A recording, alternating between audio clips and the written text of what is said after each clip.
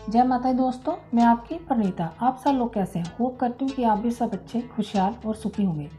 आज मैं आपसे होली के बारे में कुछ छोटे छोटे टिप्स शेयर कर रही हूँ। जैसे कि कहते हैं कि होली हम क्यों मनाते हैं। पहले तो होली टाइम में हम बचपन में देखते आ रहे हैं कि होली में ऐसे होता था कि जैसे किसी का पहले लड़ाई झगड़ा होता था तो होली के दिन जो मनमुटाव ख़त्म हो जाता था, आपस में भाईचारा बढ़ता था, आपस में प्यार बढ़ता था। तो आजकल तो खैर बिल्कुल उलट है। लोग एक दूसरे को बुलाते तक नहीं है, हर किसी को आगे बढ़ता देखना नहीं चाहते। ईर्ष्या द्वेष, मन में बुरी भावना ही चल रही होती है। तो कहते हैं ना कि होली के दिनों में जो बुरी शक्तियाँ वो भी काफ़ी एक्टिव होती हैं, क्योंकि जैसे कि राहु केतु है, शनि है और मंगल ग्रह जो काफ़ी उग्र हो जाते हैं। तो फिर इन दिनों में हम कोई भी शुभ कार्य शुरू नहीं करते, तो उस पर बुरा असर पड़ता है। तो इन सब से बचने के लिए मैं कौन से छोटे छोटे उस दिन उपाय करने चाहिए। पहला उपाय तो ये है कि होली वाले दिन सवेर उठ के आप जैसे रात को सरसों के तेल का उपटन बना के रख लो, तो अपने पूरी बॉडी पर उससे मालिश करो। तो वो उपटन जैसे मालिश करके आपने पूरा उतारना है, उतार को किसी कटोरी में डाल के उसको रख लो। उसके बाद आप फिर गर्म पानी से, नमक वाले पानी से अपना नहाओ, स्नान करो उससे। तो उससे क्या होता है कि जो हमारे शारीरिक कष्ट होते हैं ना, वो दूर होते हैं। और जो आपने उपटन उतार के रखा हुआ है वो आप शाम को होलिका दहन में डाल सकते हो। उससे क्या होता है कि बुरी बाधाएं, जो भी नज़र दोष होता है, वो नेगेटिविटी होती है, वो सब दूर भाग जाती है। तो इससे हमें क्या कहते हैं ना कि पॉजिटिविटी आती है, घर में खुशहाली आती है, वो हमारे जो शारीरिक कष्ट होते हैं ना वो दूर हो जाते हैं। तो दूसरा उपाय है कि जैसे कि हम कहते हैं कि नहा धो के हम जो हमारे अपने पुराने कपड़े हैं वो हमें दान करना चाहिए। लेकिन आजकल का ज़माना जैसे बहुत ख़राब है, हमें किसी पे भरोसा नहीं करना चाहिए। तो उस दिन आप जैसे दान ना करो, इसको कपड़े को डाल के आप किसी लिफाफे में रख लो, अगले दिन आप इसको दान कर सकते हो। तो उस दिन कहते हैं कि सबसे बड़ी बात होती है कि जैसे हमें भूत बाधा, उससे डरना चाहिए, क्योंकि उस दिन जो नंगे सिर घूमता है, बाल खुले जैसे रख के घूमता है, तो उस पर वो चीज़ें जो नेगेटिव चीज़ें होती हैं वो ज़्यादा असर करती हैं। तो हमें इन चीज़ों से बचना चाहिए। उस दिन कोशिश जितना ज़्यादा करो कि आप बालों को बांध के रखो। और अगर आपको लगता है कि आपको बारी बाधा है, जो आपके अंदर भय बना हुआ है हर टाइम, तो उसको उस डर के लिए भी आप एक छोटी सी जैसे काले कपड़े में थोड़े से तेल डाल के अपने पॉकेट में डाल के पूड़ी सी बना के रख लो। और उसके बाद उसको शाम को होलिका दहन में आप डाल दो। तो उससे कहता है कि आपके अंदर मन और भय चल रहा है हर टाइम की पता नहीं क्या होने वाला, वो सब दूर हो जाता है। एक मन में नेगेटिविटी होती है जो हम अपने आप ही खुद ही इकट्ठी करते हैं कि नहीं हाँ ऐसे ना हो जाए, तो ये सब दूर भाग जाती है।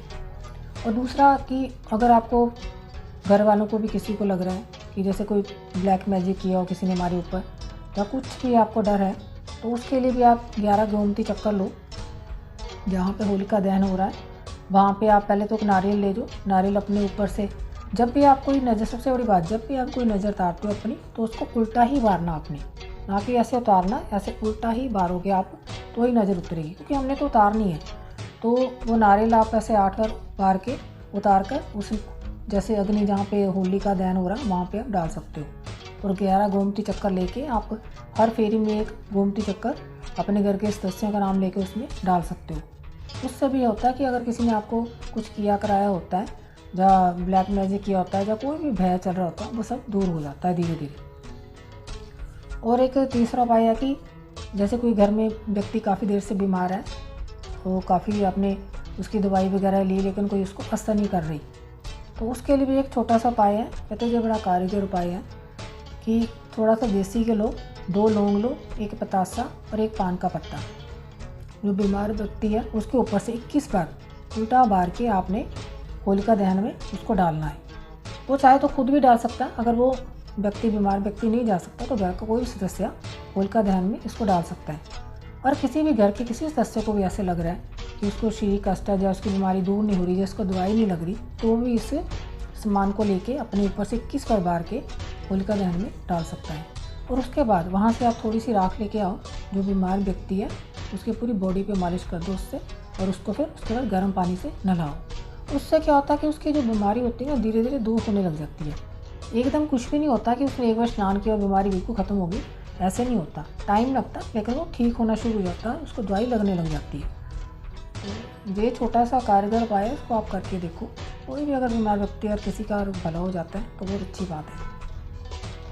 बाकी और भी कौन से छोटे छोटे उपाय हैं, जैसे माता लक्ष्मी का भी उस दिन उपाय कर सकते हो आप, उनको मनाने के लिए भी। जैसे कहते हैं ना कि अगर किसी का व्यापार नहीं चल रहा है या उसको कोई रोज़गार नहीं मिल रहा, इंटरव्यू में उसको प्रॉब्लम आ रही है, तो आप एक छोटा सा उपाय और भी कर सकते हो। उससे कहते हैं एक दिन पहले आप माता लक्ष्मी के जैसे लाल वस्त्र या पीला वस्त्र बिछा के माता लक्ष्मी की मूर्ति के आगे देसी घी की जोत जलाइए और धूप जला के और उनके पास पुष्प वगैरह अर्पण करके और फिर अपना गोमती चक्कर उनको अर्पण करिए या कोडियाँ अर्पण करिए, कुछ भी कर सकते हो आप इसको अर्पण माता रानी को। तो 11 कीजिए। तो उसके बाद अपने कमल गट्टे की माला लेके माता रानी का मंत्र का जाप करिए। और मंत्र मैं आपको बता देती हूँ, ओम श्रीम ह्रीम श्रीम कमलवासने नमः। इसको 108 बार इस मंत्र का जाप करिए। और जो गोमती चक्कर आपने माता को अर्पण किए हैं तो उसको आप वहीं पड़ा रहने दें। अगले दिन आप जैसे सुबह उठ के लाल कपड़े में 9 गोमती चक्कर या कोडियाँ जो भी आपने रखा है वो आप बांध के जहाँ पे आप अपने पैसे वगैरह रखते हो वहाँ पे आप रख सकते हो। बाकी आप जाके जैसे कि होलिका दहन हो रहा वहाँ पर डाल सकते हो। उससे भी होता है कि घर से नेगेटिविटी भाग जाती है, बुरी बाधाएं जो होती हैं वो दूर हो जाती हैं, तो इसका हमारे घर पे कोई बुरा असर नहीं होता। तो इन सब बचने के लिए हमें छोटे छोटे से उपाय करते रहना चाहिए। तो आपको जो मेरे छोटे छोटे टिप्स कैसे लगते हैं, क्योंकि जब हम घर के सामान लेके करें इसमें कोई जादू टोना नहीं है, ये सब सिंपल से उपाय हैं जो कोई भी कर सकता है। क्योंकि हम अपने बचाव के लिए तो इंसान हर कोई कुछ ना कुछ करता ही है ना, तो हम सिंपल से उपाय हम जरूर करें तो बहुत अच्छी बात है। तो मैं तो यही चाहती हूँ कि आप सबकी होली बहुत खुशियाँ भरी हो, सबका आपस में भाईचारा आगे बढ़े, आपस में प्यार बढ़े। तो आपको जो मेरे छोटे छोटे टिप्स कैसे लगते हैं मुझे लाइक और शेयर करके बताइए। और जिन्होंने मेरे चैनल को अभी सब्सक्राइब नहीं किया वो सब्सक्राइब कीजिए, क्योंकि जितने ज़्यादा मेरे सब्सक्राइबर और व्यूअर्स होंगे उतने ज़्यादा मुझे मोटिवेशन मिलेगा, क्योंकि आप सब मेरे अपने हो, अपनी तरफ के हो। तो मैं इसीलिए आप सबसे अपने पर्सनल जो शेयर है वो बातें भी आपसे शेयर करती हूँ। तो आपको सबको कैसे लगती है मुझे लाइक और कमेंट्स करके बताइए। तब तक के लिए जय माता दी।